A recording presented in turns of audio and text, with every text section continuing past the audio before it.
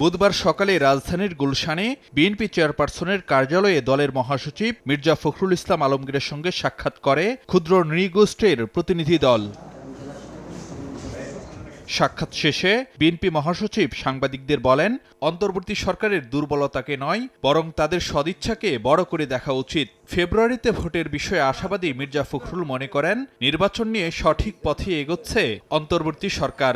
অন্তর্বর্তীকালীন সরকারের দুর্বলতাটাকে বড় করে না দেখে তাদের যে আপনার সদিচ্ছা, তাদের প্রক্রিয়া, সেটাকে বড় করে দেখা উচিত। আমরা তো প্রতিশ্রুতিবদ্ধ যে আমরা এই সরকারকে আপনার সব রকম সহযোগিতা প্রদান করব গণতন্ত্রের উত্তরণের জন্যে।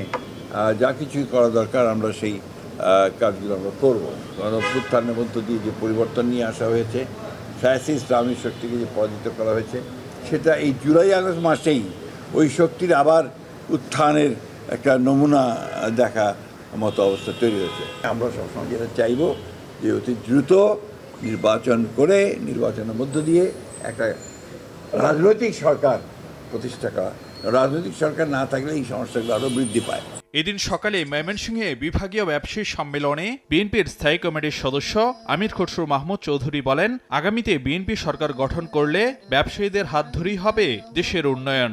সেই লক্ষ্যে সংস্কার করা হবে প্রয়োজনীয় সব আইন। বাংলাদেশ অর্থনীতি আজকে যেখানে এসে দাঁড়িয়েছে, আমরা গর্তের কিনারায় এসে দাঁড়িয়েছে, অনেকে বলে গর্তে পড়েই গেছে, এবং এটাকে সেখান থেকে বের করে আনার জন্য ব্যবসায়ী সমিতির সহযোগিতা ছাড়া, সমর্থন ছাড়া এটা একেবারেই সম্ভব না।